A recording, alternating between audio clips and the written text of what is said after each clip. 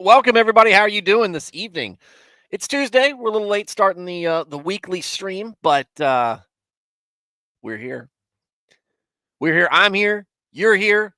Scripture is here. So that's all we need, right? All we need, right?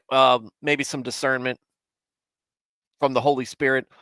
Hopefully we get that today, but I'm glad you guys are joining me here today. My name is Stuart Davis. I'm the host of this channel, Flawed Man of God, and welcome to our Bible study, which is kind of what this is. This is a group of Christian folks getting together, talking about things regarding faith, Christian faith, or belief in Christ, and talking about it. I'm the main person on the screen with you. The chat is open for any and all to participate in, including yourself. And we'd love to hear what you have to say. Right now, our project that we've been doing for the last several several years, almost since the inception of this channel, is going through the Bible.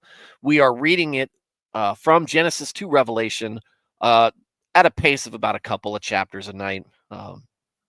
We are reading through it and kind of just reading and reacting to what we're reading, how it makes us feel, things that the way it applies to our lives now, in the past, how we're wondering in the future, and going from there. And this is something that anybody is welcome to come in and chime in on. Whether you are somebody who is more mature in the faith, more educated in what Scripture says than myself, or you are brand new to it, never read Scripture before, just trying to feel Christianity out a little bit to see if that's what's calling you, and it is.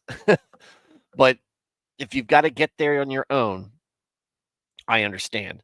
Uh, but everybody in between as well. That's what this show is all about talking about the faith, and it's not one that's particularly denominational. I'm non-denominational. We have folks here who are Baptist, Lutheran. We've had guests on the show who are Calvinist, Catholic, uh, Eastern Orthodox. I want to hear from all of you guys. There is some ecumenism in this stream, and the fact that, hey, we're trying to exchange ideas here. We're not expecting agreement on everything. But what I am listening for is to kind of better understand where you guys are coming from, maybe learn a little bit myself on things. Obviously, there's a lot of different opinions out there. There's a lot of interpretations. But what I often find is when you boil down to the basics, you find way more agreement than disagreement. And I want to just be right up front here in the stream, as I am every stream. I'm not an expert. I am just a simple lay person putting this stream together because I want to reach out to people who are already Christian, who just want a venue to talk about their faith, and to reach out to people who don't know the faith at all, who might want to learn something. Maybe you're worried about going to church. Maybe you're worried about what the feeling's going to be like, and maybe this is a softer approach for you. That's fine. The encouragement is always going to be, you need to be in church. You need to be baptized. You need to be in the community and the congregation of Christ. But look, that's just what this channel is to do. It's just going to be that stepping stone, for that launching point, hopefully, for you guys. Not a place for you to end up, unless it's just to come out, chill with us, and express opinions. So, with that said, that's the introduction for the show. How's everybody doing? I am imbibing a little bit tonight. I have never been somebody who is known for drinking masculine drinks. I've come to terms with this. It's not not the thing I'm proudest about in my life. But I'm drinking a Cayman Jack spicy margarita, which is it's not an actual margarita. It's just like probably a malt drink or whatever. It's okay. It's just one can. It's not going to lead me into all sorts of weird things, alcoholism, a drug problem, something like that. But just to let you guys know. Um, how's everybody's weekend? Mine was it was Mother's Day, folks. Did you do right by your moms? Give your wife a break? It was not my best not my best weekend. I had a bad I wouldn't say bad. I had a mild stomach bug, but one that was hard enough that it was keeping me down for the most part for doing some of the or most of the legwork that I normally try to do on Mother's Day. We did have my wife, my mother-in-law, and my mom all over. I did hibachi.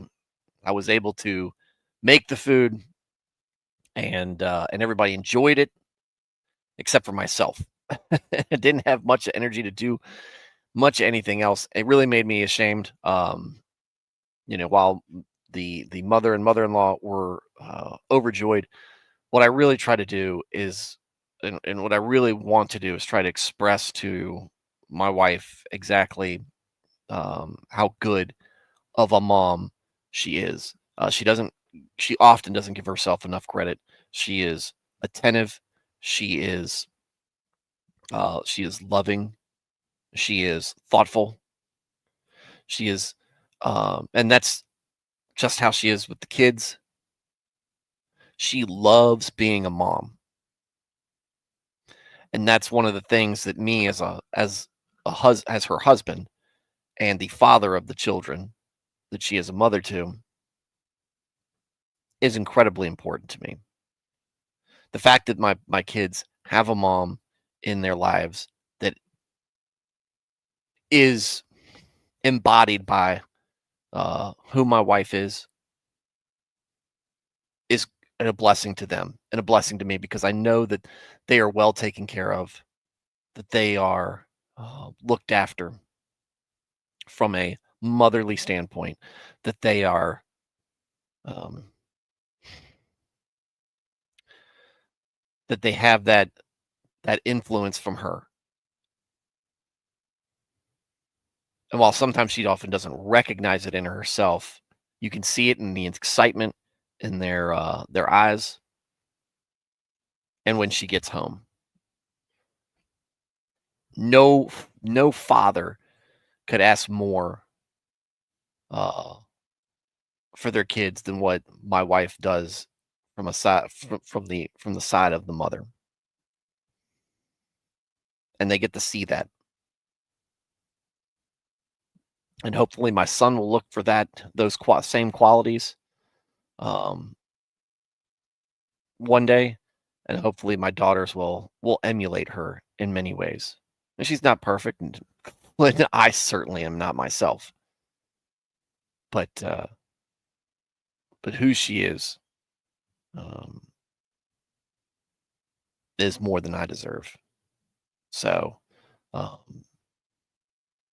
she doesn't she doesn't watch this show, so this doesn't get to be any brownie points for me. But it's kind of a letdown for me when I'm not able to take a day that we're supposed to be setting aside for them and make it more special. Instead, I'm you know doubled over on the couch or completely out of energy, um, or in the bathroom.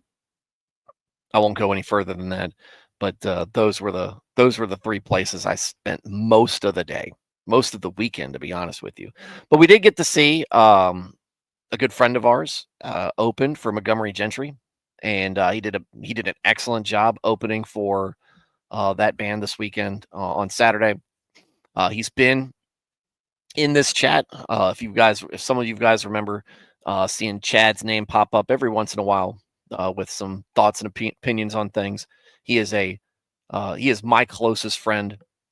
Him and another gentleman, and they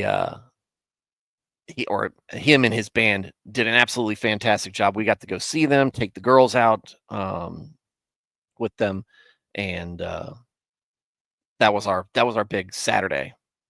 And then Sunday's Mother's Day. My mom, she's been a big influence in my life. Just doing this Mother's Day wrap up thing, because it's important to appreciate where they're put at in our lives from a godly perspective. My mom is a huge influence on my life. You know, as a kid, sometimes church is boring. You don't want to go sit in a sermon. You don't want to go. You'd rather sit at home, watch cartoons, play with your toys. Moms want, no, you're getting up. You're going to get up. You're going to dress nice. You're going to go there and you're going to listen. You're going to behave. When I go to bed, you're going to make sure you say your prayers. You're going to think, I'm going to teach you these prayers. I learned the Lord's Prayer from my mom. And a lot of the biggest impacts in my life started with my mom in that aspect. She did many of the other things that we know our moms for, taking us to sports practices and games, being there and cheering me on, following up with schoolwork, making lunches, keeping notes in there. Mom's always very encouraging, but also kind of the bad cop a lot. I was never allowed to miss school to be sick. I had to really be sick. I had to be throwing up to be sick. Otherwise, don't go to the nurse just because you say you don't feel well. I had a broken arm um, in second grade. Then when I fell in the skating rink. She hates it when I tell this story. Um, I fell at skate night in school, and I used my hand. I put my hand out to brace myself when I hit the ground, and there was a break, and it hurt. And I was like, oh, my arm. Mom's like, it'll be fine, just sore, you'll be all right. And then I was like, all weekend. Mom's like, you're you're exaggerating. Stop milking it. It doesn't hurt anymore. It's not that big of a deal. Going to school, my arm still hurts. Your arm is fine. Don't you go run into the nurse. So after the teacher says I was refusing to write with my left hand, well, which was the arm, I'm left-handed. And that was the arm I put down. I wasn't writing with my left hand. My baseball coach was saying that I wasn't throwing with my left hand. I was taking my glove off with my right hand and throwing it because it hurt too much. She took me to the doctor, who said that I had a fracture. What my mom calls it was just a fracture on your growth plate. It's no big deal. Anyway, I left with the cast on, and that was great. The other great mom moment is the embarrassing moments, right? Because they get to embarrass you with the kitty pictures, right? And they show all the pictures of you when you're a baby, right? And in embarrassing moments. So when I was a kid, hated roller coasters, did not like them. Perfectly fine with them today, but back then, hated them. All the way up till high school.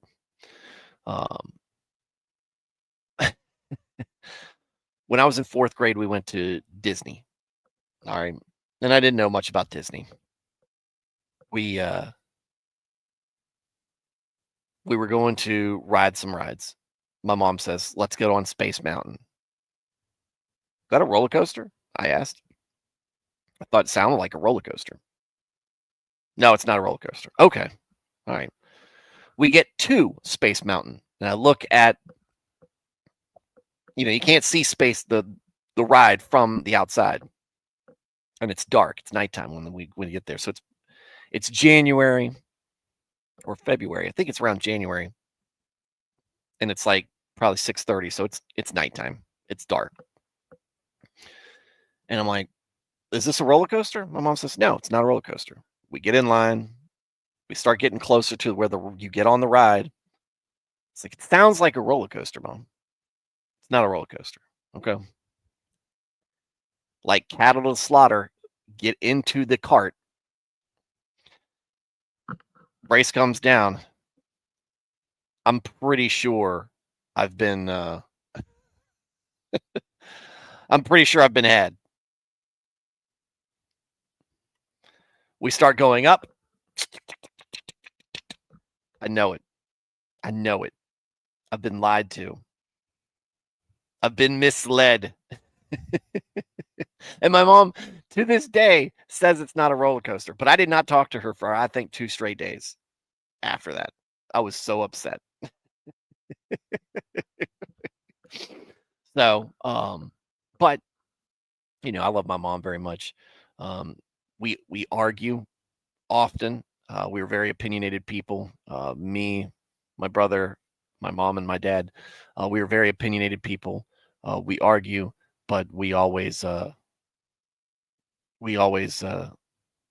each other know how much we care about each other, and we still talk to this day. So obviously, we haven't had any huge fracture in our family, which thank goodness, because I've seen that on both sides of my family, and I'm glad that it hasn't happened for mine. And I would hate for it to see it happen with anybody else. Do not, if you have parents and maybe you don't live near them, or maybe you don't have the best relationship with them, please do what you can to mend them. Please do what you can to watch over them. We are commanded by God to honor our parents, and understand that grace is a big part of our life, and we are not perfect people ourselves. And as I get to I've passed the age now that my parents were when I was a kid, and they were raising me. And I understand that there is some wisdom there, but there's a lot of you learning it as you go along. And there's a lot of hopes. There's a lot of worries about what kind of job you're doing. And you're just trying to do it, or oftentimes I will say, for moms, they're just trying to do the best they can with what they've got. Same thing with fathers, but we're not focusing on fathers today. They're trying to just do the best they can with what they've got. And sometimes that's a good situation. Sometimes it's a bad situation. Sometimes they make a good situation worse. Sometimes they make a bad situation better. Some people are good at what they do. Some people are not.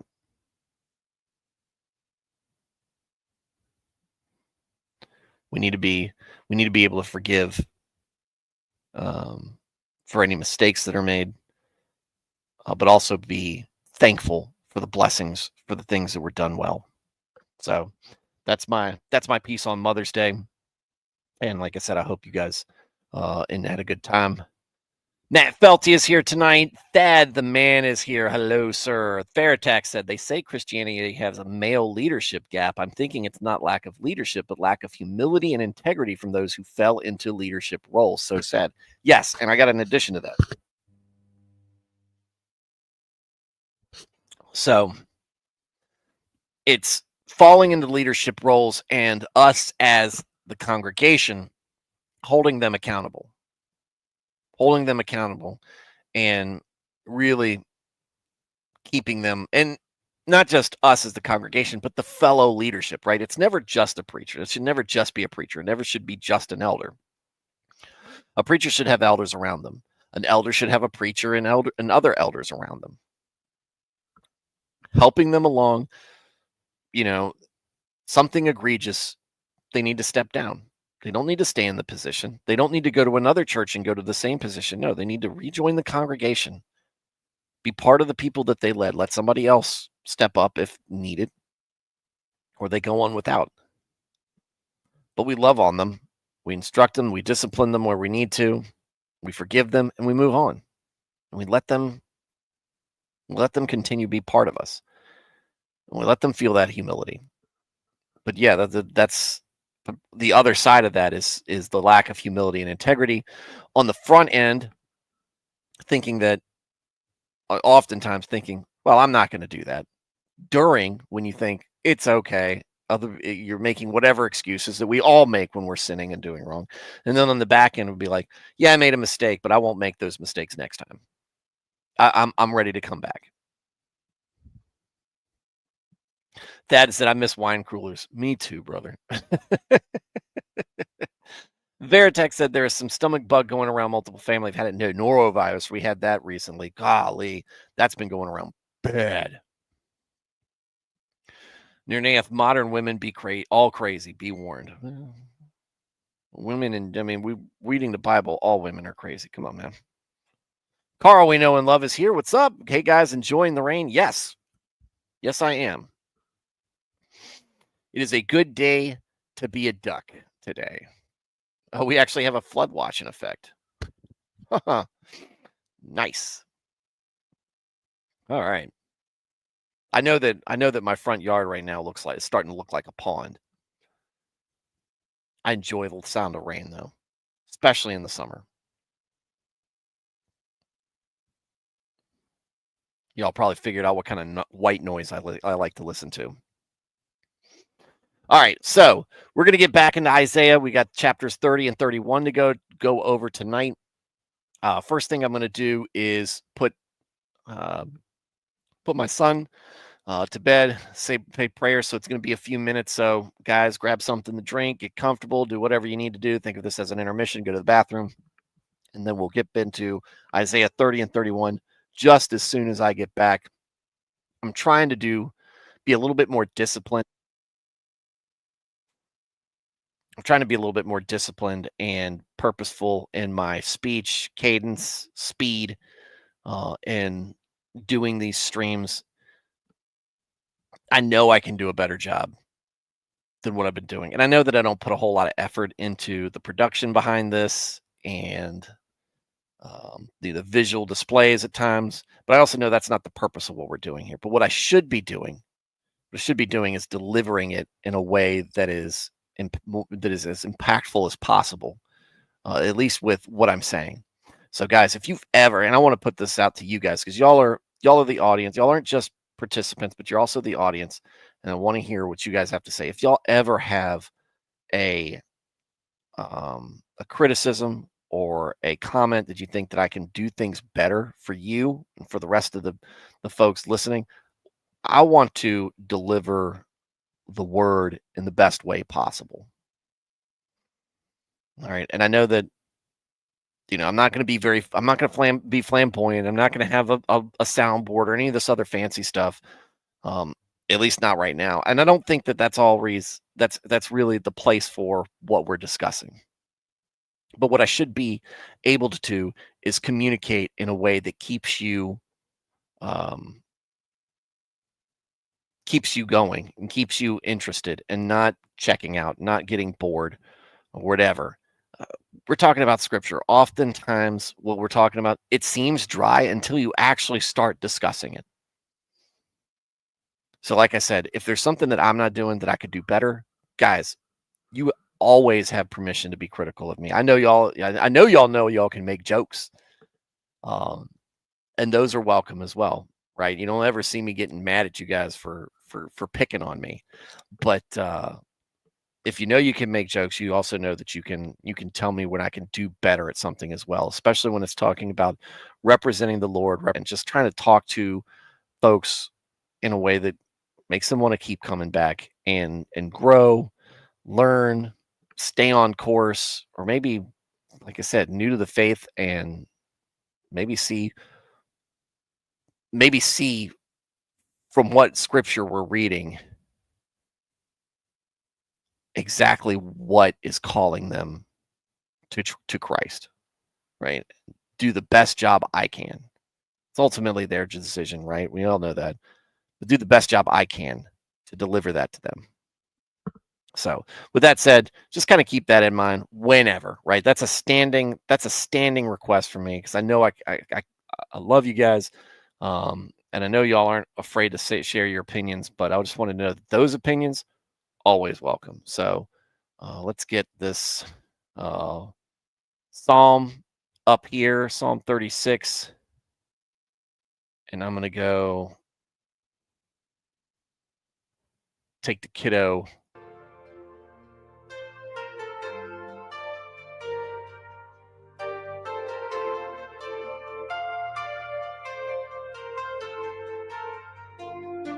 The wicked man's transgression within my heart thus says, undoubtedly the fear of God is not before his eyes. Because himself he flattered in his own blinded eye, until the hatefulness be found of his iniquity. Words from his mouth proceeding on fraud and iniquity.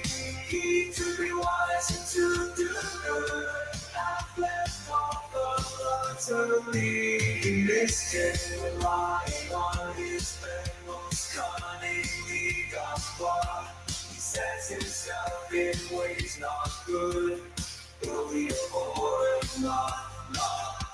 Thy mercy, Lord, is in the heavens. Thy truth doth reach the clouds.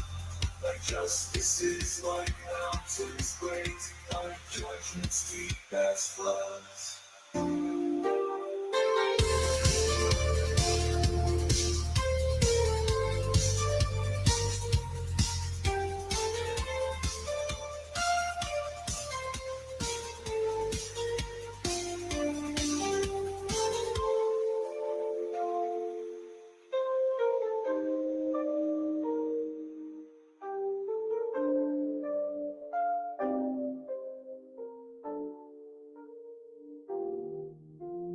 Lord, thou preservest man and beast, how precious is thy grace.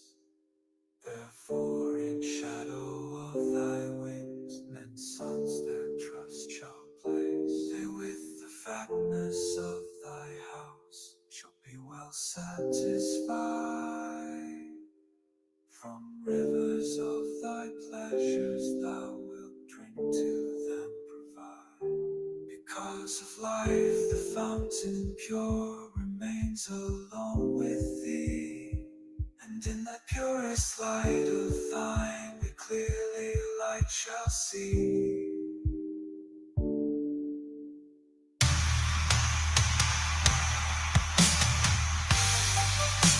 The loving kindness unto them continue that we know. Still on men upright in heart, thy righteousness bestow. Not the foot of cruel pride, come and against me stand. Let me not remove thee, Lord, by the wicked's hand. They're fallen are they, and ruined that work iniquities. Cast down they are, never shall be able to arise. As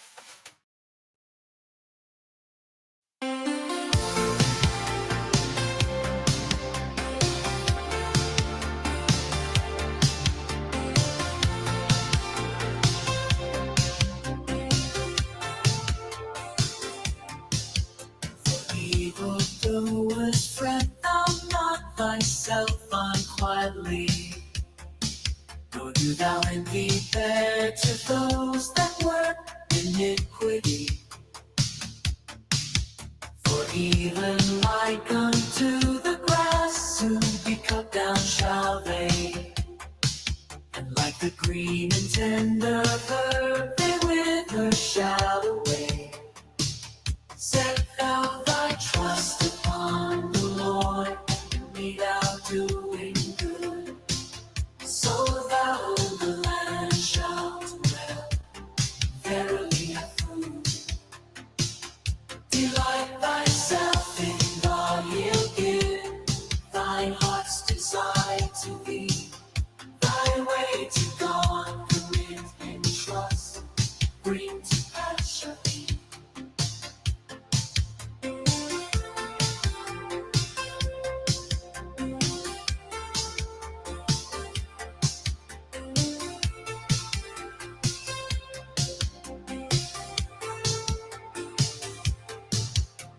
Like unto the light he shall thy righteousness display, and he thy judgment shall bring forth like noontide of the day.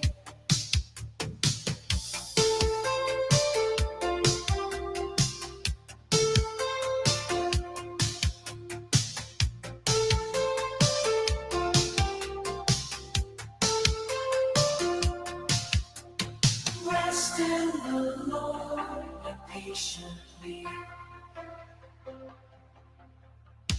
wait for him, do not fret for him who prospering in his way. Success and sin doth get, do thou from anger cease and laugh. See thou forsake also, fear not thyself in any wise, that evil thou shouldst do. For those that evil doers are shall be cut off and fall. Those that wait upon the Lord, the earth inherit shall.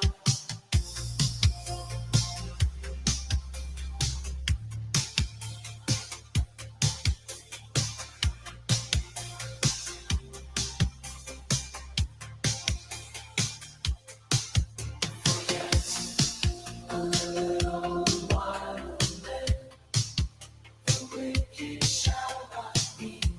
Place thou shalt consider well, but thou shalt not Ah, see. Mobot. The computers really are taking over. All right. Let's remove from screen. Nope. There we go. Stop screen. Share screen. Here we go. All right. Mr. Hawley is in the chat. What's going on, sir? Good to see you here. Talking to you on text. But it's good to have you in the chat. Thad goes, what do you think of Episcopalians refusing U.S. aid because of the Boers? Well, for those who don't know, Episcopalians are refusing to provide any aid to white South Africans who are in refugee status because they're treated differently, apparently. Episcopalians are an offshoot of Anglican or a type of Anglican. So, all right. Time to get into the word. Get past all the small talk and everything and get into what is the talk that is important. The real meat, folks.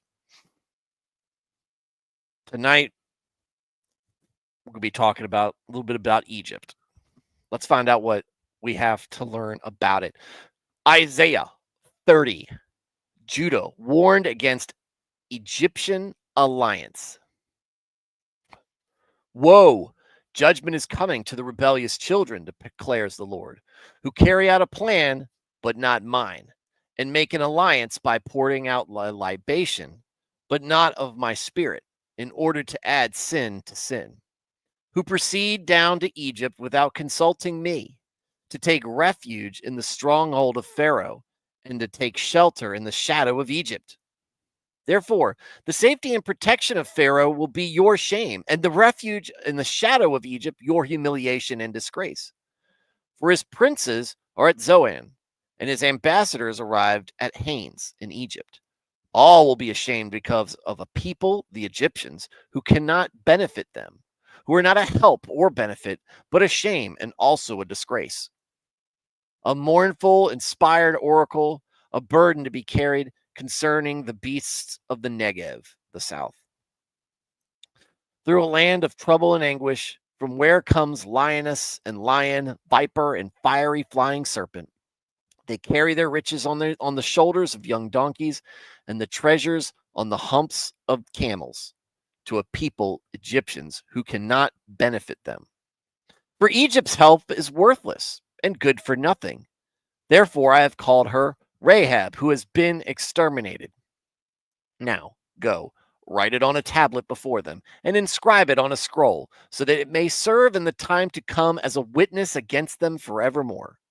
For this is a rebellious people, lying sons, sons who refuse to listen to the law and instruction of the Lord, who say to the seers, you must not see visions from God, and to the prophets, you must not prophesy to us what is right. Speak to us pleasant things and smooth words. Prophecy, deceitful illusions that we will enjoy. Get out of the true way, turn aside from the path of God, stop bothering us with the Holy One of Israel. Therefore, the Holy One of Israel says this: because you have refused and rejected this word of mine, and have put your trust in oppression and guile, and have relied on them, therefore this wickedness, this sin, this injustice, this wrongdoing will be to you like a crack in the wall about to fall, a bulge in a high wall, whose collapse comes suddenly in an instant, whose collapse is like the smashing of a potter's jar, crushed so savagely that there cannot be found among its pieces a potsherd large enough to take coals of fire from a fireplace, or to scoop water from a cistern. For the Lord God, the Holy One of Israel, has said this: in returning to me, in rest you shall be saved. In quietness and confident trust is your strength. But you were not willing. And you said, no, we will flee on horses. Therefore you will flee from your enemies. And you said, we will ride on swift horses. Therefore those who pursue you, shall be swift. 1,000 of you will flee at the threat of one man. You will flee at the threat of 5, until you are like a flag on the top of a mountain, and like a signal on a hill. All right, that was the first part. We still got a whole other half, maybe a little bit less than half. But that's the first part about Egyptian alliance. Hang on.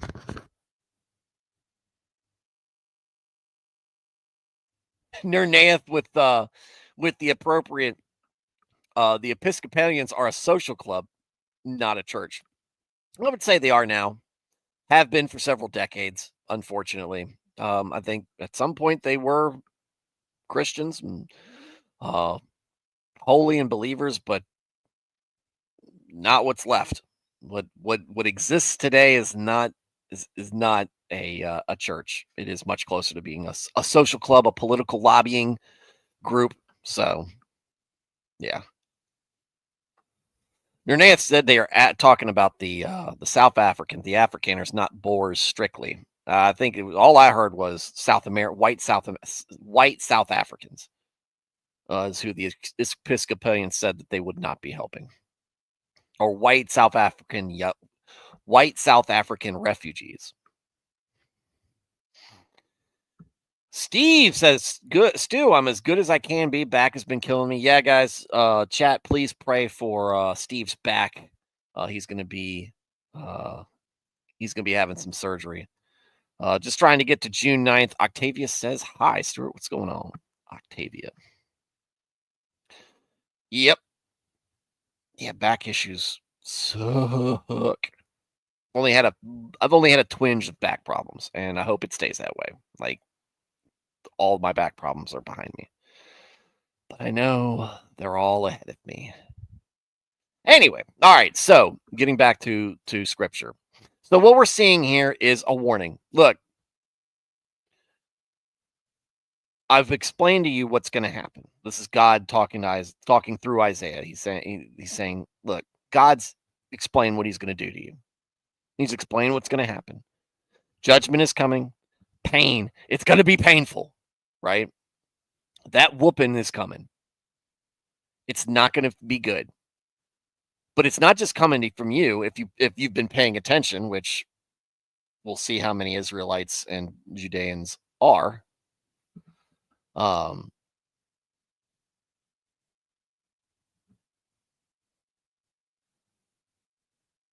was I saying? Nernath got me sidetracked a bit. We'll see how much they paid attention. However,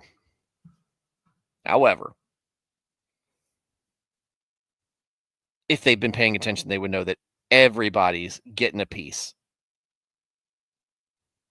Everybody's going to get a piece of the smoke. And the idea, right, is that you just need to endure it, right? So he's talking about rebellious children who carry out a plan, but it's not mine. Look, I'm telling you what's going to happen and what you need to do. You guys are going to say, no, I know better, or no, that doesn't sound good. I want to do something else. And you're going to do it. Make an alliance by pouring out a libation, but not of my spirit. Look, and this is what they're talking about. Doing things outside of instruction. What has been Israel's biggest problem? The Israelites' biggest problem? Doing as instructed. And he's warning because he knows this is what's going to happen because this is what Israel always does.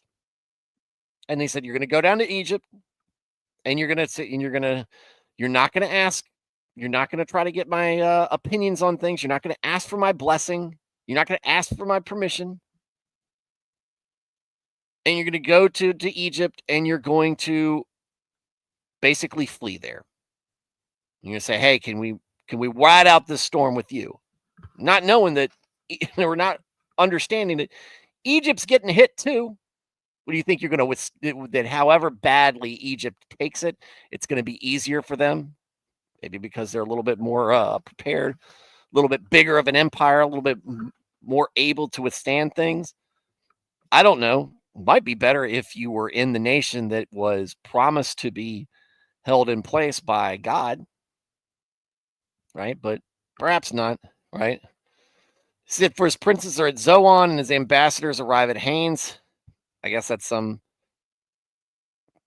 that has meaning there. I just don't know what it is. All will be ashamed because of the people, the Egyptians, who cannot benefit them, who are not a help or benefit, but a shame and also a disgrace. It's pretty shameful, yeah. Why would people be fleeing why would a people whose God is punishing them flee to people who don't believe in that God, who don't honor that God? Does that make sense? Makes you look a little bit foolish. Might make you look pretty bad. Look at these guys. They're not very faithful, are they? No wonder their God is punishing them. A mournful, inspired oracle, a burden can be carried concerning the beasts of the Negev in the south. That's now we're getting back into, what I say, how Isaiah normally starts these. So that was the first part was like, hey, all you idiots who think that going to Egypt is a good idea. It's not, right? Egypt's help is worthless and good for nothing. Therefore, I have called her Rahab, who has been exterminated. Because, again, like he said, what is Egypt going to do? Turn aside? Tell God, no, God, you can't do what you want to here. We're Egypt. Did that work during Moses' time? Did that work during the plagues? Did that work during the flight from Egypt? No, it's not going to help here either. Nothing's changed other than you guys. Of course, hey, back then, y'all wanted to go back to Egypt afterwards. So maybe nothing's changed. So now go write it on a tablet before them, scribe it on a scroll to them, and serve them. And it's look. So hey, you need to write this down. You need to remind them. They need to remember. Don't do this. Right? This is very important. It's not going to help you. It's precisely precisely what I don't want you to do. Again, Isaiah is talking about a punishment that almost everybody is going to have to endure, Egypt included. The expectation is you're going to sit there and you're going to take your medicine. And by hiding from it,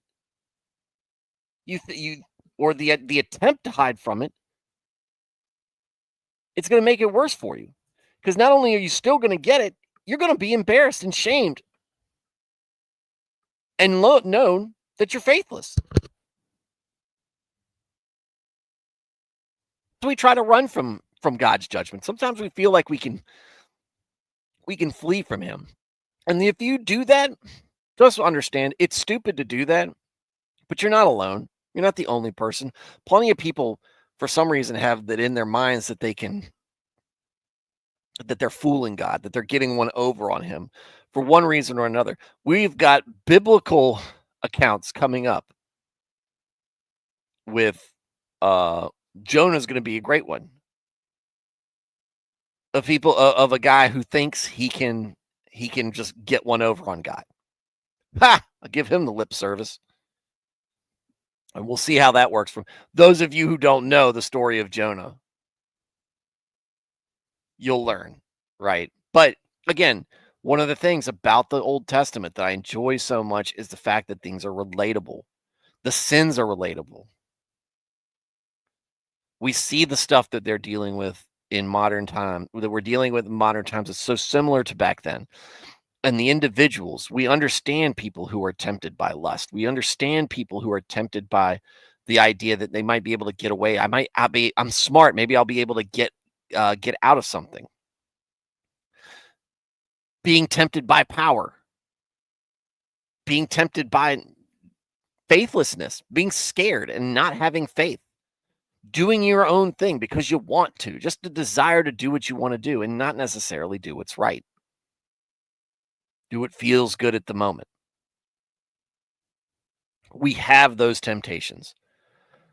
We go through them daily, it feels. So it's not some new feeling to be around, but the draw is still there.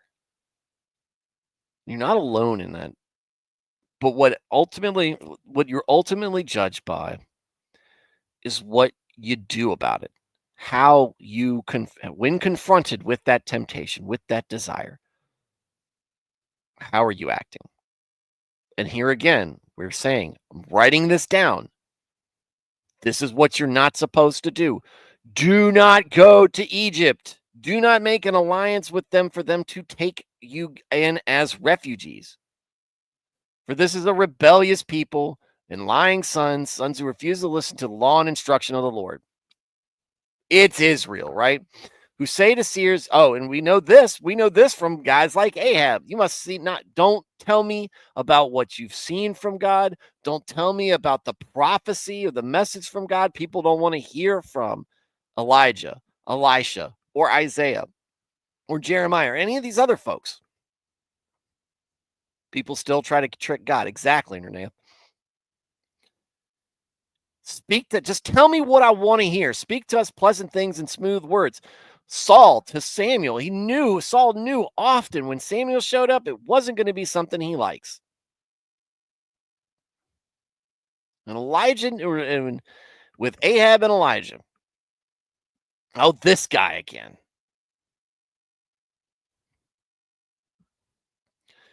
Get out of the true way. Turn aside from the path of God. Stop bothering us.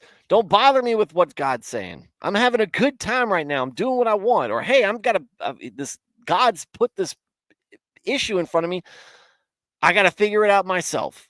I don't want to do it the way he wants me to do it. That sounds, for whatever reason, a way I don't like. Therefore, God's got this to say. Because you're not going to listen to me, and you put your trust in your own self,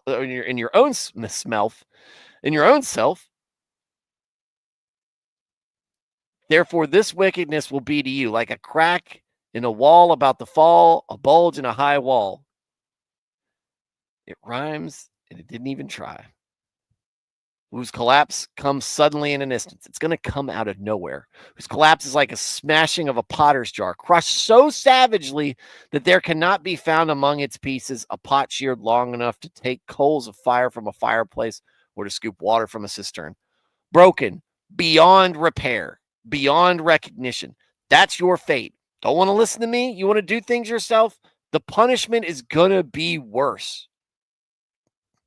I don't know how many, speaking of Mother's Day, I don't know how many of you were ever spanked by your moms. I was. But I remember she said, hey, stop trying to cover your butt. I'm going to give it to you worse. Stop squirming. Just take the punishment. If the more you flail and squirm and try to move around, the worse it's going to end up being for you. God's saying kind of the same thing. Stop squirming. Stop trying to stop trying to move out of the way. You are going to be punished. And thinking that you're going to get out of it will make it infinitely worse for you. In returning to me and rest, you shall be saved. The whole reason you're being punished in this in this instance is because you have not obeyed me, because you have not had faith in me. You've done things the way you've wanted to do it. That's not what I said is correct. So coming back to that place that I've asked and expected and we agreed on with this covenant, coming back to that point, that's what will get you rest. That's what will save you. Quietness and confident trust is your strength. God, I know this is going to be hard, but I know that this is what I've got coming to me, and I'm going to accept it, and I will move. Steve saying it can't trick God, it's sin, and it just keeps him at a distance as it will keep us separated. Have to indulge into the word and listen as he guides us through this world. Yeah. And you can't run, right? That means don't run. If you think, oh, well, I'll just get on a horse and run. Okay. That's fine. Get a fast horse. They'll have fast horses. It's God, man. He's everywhere. You think you're going to get away? Until you are left like a flag on the top of a mountain and like a signal on a hill. Just sounds like he's going to make an example of you, right?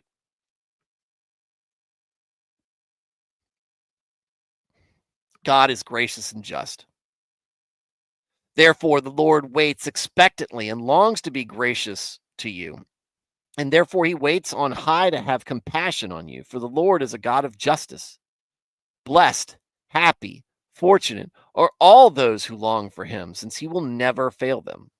O people in Zion, inhabitants in Jerusalem, you will weep no longer. He will most certainly be gracious to you at the sound of your cry for help. When he hears it, he will answer you. Though the Lord gives you the bread of adversity and the water of oppression, yet your teacher will no longer hide himself, but your eyes will constantly see your teacher. Your ears will hear a word behind you. This is the way. Walk in it. Whenever you turn to the right or to the left, and you will defile your carved images overlaid with silver, and your cast images plated with gold. You will scatter them like a blood-stained cloth, and will say to them, be gone. Then he will give you rain for the seed in which you sow the ground, and bread, grain from the produce of the ground, and it will be rich and plentiful. In that day your livestock will graze in large and roomy pastures. Also, the oxen and the young donkeys that work the ground will eat salted fodder, which has been winnowed with shovel and pitchfork. On every lofty mountain and on every high hill there will be streams of water on the day of great slaughter, the day of the Lord, when the towers fall and all his enemies are destroyed. The light of the full moon will be like the light of the sun, and the light of the sun will be 7 times brighter, like the light of 7 days concentrated into one. In the day the Lord binds up the fracture of his people and heals the wound he has inflicted because of their sins. Now look, The name of the Lord comes from far away, burning with his anger and heavy with smoke. His lips are full of indignation, and his tongue is like a consuming fire. His breath is like an overflowing river which reaches to the neck, to sift the nations back and forth on a sieve of disaster, and to put in the jaws of the people the bridle which leads to ruin. You will have a song as in the night when the holy feast is kept, and joy of heart as when one marches in procession with a flute. To go to the temple on the mountain of the Lord, to the rock of Israel, and the Lord will make his majestic voice heard, and show the descending of his arms striking in his fierce anger, and in the flame of a devouring fire. In the crashing sound of heavy rain, cloudburst, and hailstones. For at the voice of the Lord, the Assyrians will be terrified when he strikes them with the rod.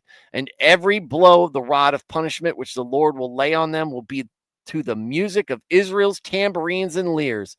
And in battles, brandishing weapons, he will fight Assyria. For Topheth and Hinnom has long been ready. Indeed, it has been prepared for the Assyrian king. He has made it deep and wide, a pit with fire and plenty of wood. The breath of the Lord, like a river of brimstone, blazing sulfur, kindles and fans it.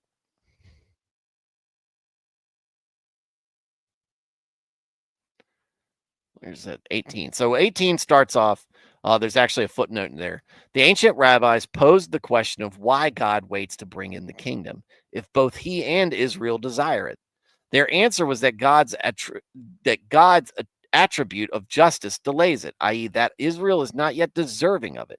Nevertheless, they maintained it is meritorious to look forward to it, and those who do will be blessed, which is kind of what I was getting out of it. So that's what he says here. Look, the Lord waits expectantly and longs to be gracious to you. Look, I want to move past this, but you've broken the law and screwed up, and you've done things that are just so heinous that there needs to be an accounting for it. There needs to be punishment. And I'm holding you guys to a standard that I'm not expecting of others, but I'm going to punish them as well.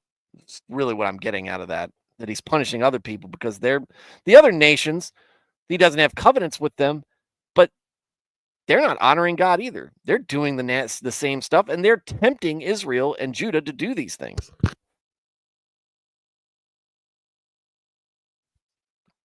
So I want you to understand this. This is God telling you, this punishment is for your own good. And what I want you to get out of this is trust in me, okay? Because you've lost it. That's what got you in this situation to begin with. Have faith in me. Trust in me. Do as I say. Conduct yourself in the way that I say is best. Stop trying to do things yourself the way you think it's right, whether I agree with you or not. No, you just do what I say, and you'll be fine, right? Have faith that I'll protect you, and you'll be okay. The sound of your cry for help when he hears it, when you reach out to me, I'll be there for you. And I will never fail you. He says he will never fail them because he keeps his promises. And he does answer prayers. Again, it doesn't mean that the answer is going to be what you want. And it doesn't necessarily have a happy turn to it. But again, what's the ultimate destination for all of us? Or what's the ultimate objective for all of us to end up? In heaven with God. That's your blessing. That's a reward. That is a gift from God to be with him.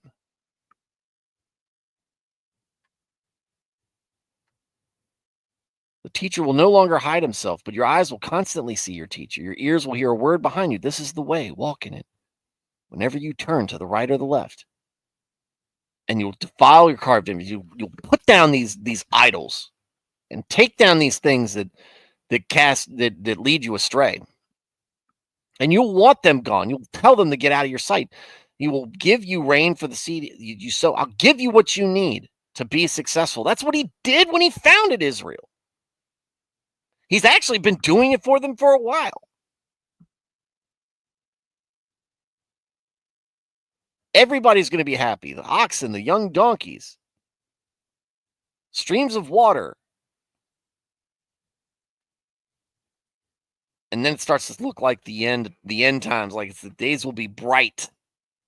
I don't know. Then it starts to drift into something that sounds like Revelation. The light of the full moon will be like the light of the sun, and the light of the sun will be 7 times brighter.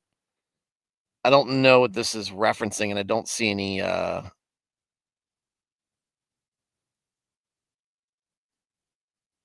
revelation of the power and glory and brilliance of God. I don't know if this is imagery or what. But the name of the Lord comes from far away, burning with anger, heavy with smoke.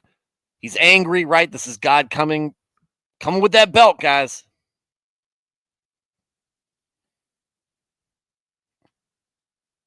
Lift the nations back and forth in a sieve of disaster, and put in the jaws of the peoples the bridle which leads to ruin. You will have a song as in the night when a holy feast is kept, and a joy of heart as when one marches in procession with the flute, to go to the temple on the mountain of the Lord, to the rock of Israel. You will hear them, and you will see when he puts the Assyrians on his place. This is what it says. It's nasty sound. The Lord of the Assyrian, at the voice of the Lord, the Assyrians will be terrified when he strikes them with the rod. Every blow of the rod of punishment. Think of this. This is God's rod of punishment, the God rod. It's going to sound like the music of tambourines, or of Israel's tambourines and lyres. It's that they've had it a long time coming.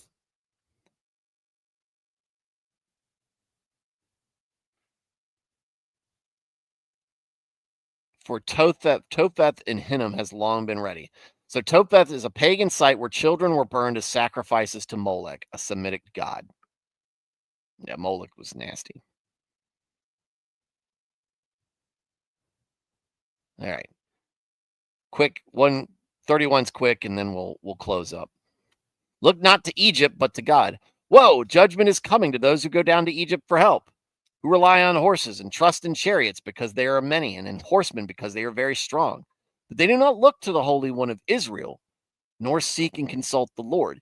Yet he is also wise and will bring disaster, and does not retract his words, but will arise against the house of evildoers and against the helpers of those who do evil. Now the Egyptians are men and not God, and their horses are flesh and not spirit. And the Lord will stretch out his hand, and he, Egypt, who helps, will stumble, and he, Judah, who is helped, will fall. And all of them will perish together.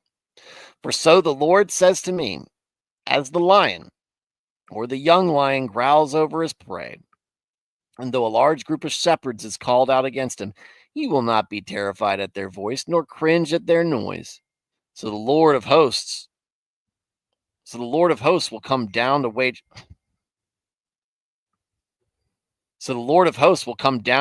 war on Mount Zion and on its hill. Like flying birds, so will the Lord of hosts like flying birds, so will the Lord of hosts protect Jerusalem. He will protect and save it. He will pass over and rescue it. Return to him from whom you have so deeply defected, O sons of Israel. For in that day every man will reject and throw away his idols of silver and his idols of gold in disgust, which your own hands have sinfully made for you. Then the Assyrian will fall by a sword not of man, and a sword not of man will devour him. And he will flee from the sword of God, and his young men will become forced labor.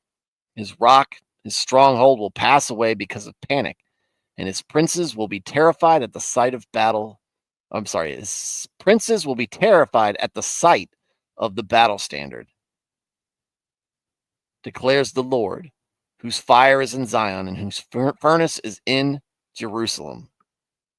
All right, kind of a recap of what we were talking about in the first part of 30, right? Again, And it's kind of builds up what we were saying. You go to Egypt for if you go to Egypt to escape this, you're an idiot. You're counting on horses versus a god, and chariots versus a god, and horsemen versus a god. You think all those are going to protect you? You don't look to God, who's talking to you. Who's look? This, I'm giving you the instructions on how this is going to be, how to best weather this. Amazing, right? He is wise and will bring disaster and does not retract his words. God's a man of his. God's a God of his word. Will rise against the house of evildoers and against the helpers of those who do evil. Justice is coming, right? Egyptians are not God. Horses are not spirit. Guess what? God's just going to whoop. Egypt's going to get in trouble for helping, and Judah's going to get in trouble for reaching out to them for help. Again, everybody's getting punished. And you think that I'm going to be, again, it's just like what he's talking about, the young lion growls over his prey. The Lord of hosts will come down to wage war on Mount Zion on its ill. Do you think Egyptian? Hang on.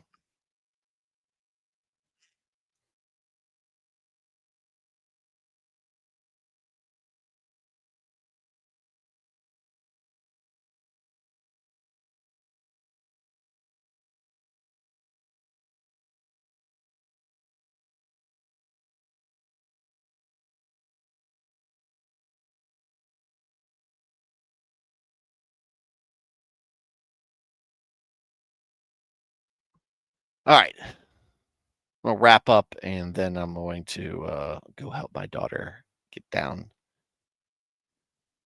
to sleep because apparently she's having a tough time. He says, you think a lion's scared of some shepherds? He's not. God, it's not going to be deterred by Egypt. It's not going to turn him away. No, what he will do is will protect Jerusalem, protect and save it, pass over it, where we heard that before. Return to him for whom you have so deeply defected. So just come back. The whole point of this is to get you to come back and be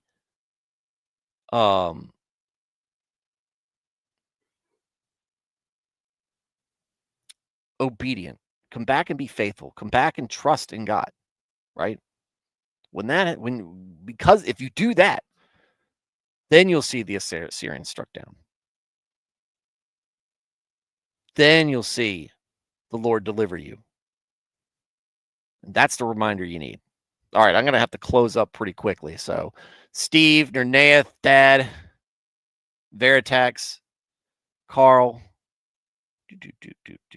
and Matt. Good to see you guys here. Chat's been pretty quiet tonight, but we were kind of rolling. We had a lot to kind of covered a lot. And yeah. Anyway, guys, thank you guys for being part of the chat. Thanks for offering your 2 cents worth. It's valuable. It's much more valuable than 2 cents, right? But always love hearing from you guys, and always glad to see you guys in the chat, offering whatever it is you have to say. For you guys who are not in the chat but just listening, look, I want to make sure you understand. I encourage you to be in the chat, but if you can't or don't want to, I understand. I'm just glad that I've made this place well enough that you keep coming back, and I appreciate it. For everybody who is catching me on replay, thank you for watching. Hope to catch you guys sometime live soon. Everybody, should be streaming tomorrow. Have a good night, and God bless.